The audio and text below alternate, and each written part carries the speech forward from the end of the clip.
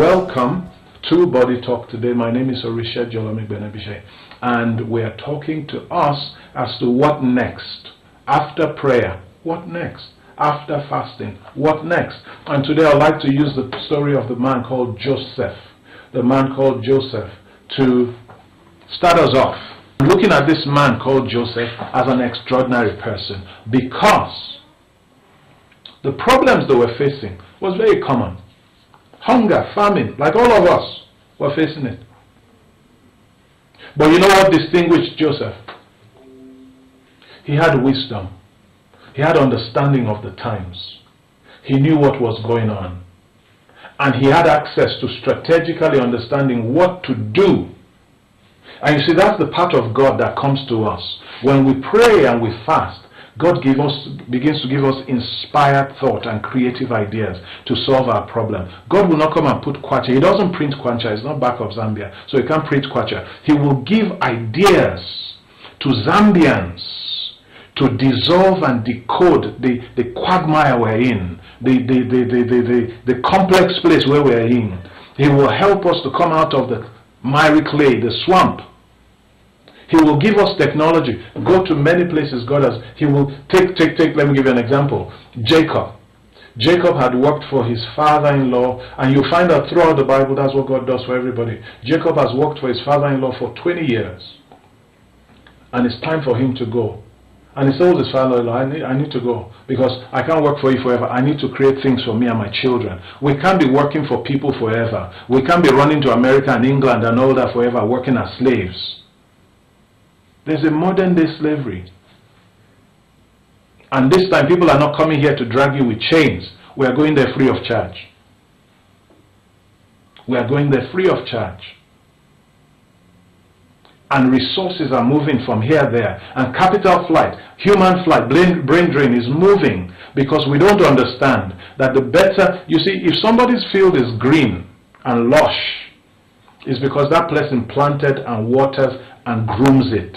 It's not because it started like that. So instead of envying that, we need to grow our own field. We need to water it. We need to groom it. We need to treat it right. That is where we are. We are on the starting block now. And God says, I'm on your side. And you know what God says? Let me give you another thing God says. He says, this sign shall follow them that believe. He didn't say signs and wonders are in front of you. He says the signs shall follow you. That means if you are not moving, signs and wonders, miracles don't move. They follow you. So God is waiting for you to move so he can do things for you. And the way we solve Zambia's problem is for each Zambian to solve his own problem, one problem at a time. If we all are waking up to solve our problems and not waiting for somebody to solve our problem, if we all are waking up with plans, with vision, with goals, if we all are waking up disciplined, if we all, every Zambian watching me is waking up and saying, today I have something to achieve, I'm not going to waste my time gossiping, talking, wasting time sitting down, I'm going to earn something for my family or myself. I'm going to improve myself. I'm not going to think about what I don't have. I'm going to make an audit of what I have and how best can I use what I have. Because while I'm using what I have, what I don't have will show up. That's the signs and wonders that follows. So thank God we have prayed and fasted. Thank God we slept and we have woken up. Now let's make Zambia what it should be. And the first thing is that personal determination that you're going to make it. Don't wait for government anymore. You are the government. You are the government to yourself, and you are the government because you put the government there. So you are the first person to change. Gandhi said this. Gandhi, you remember Gandhi, the great man? He says, be the change you want to see in the world. You be the change you want to see in the world. So stop telling the world to change. You become that change. And when you become that change, the world will start changing. So it's time for change. That's what it is. It's time for, the biggest thing we must change is our lifestyle. Our lifestyle. But you cannot change your lifestyle until you change your mindset. Because what makes you live the way you live is based on the way you think. As a man thinks in his heart, so is he.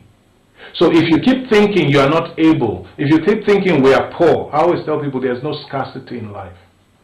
There's no scarcity. There's just lazy people. There's just people that don't believe. Scarcity is because you are not creating anything. When you start creating value, you start seeing income.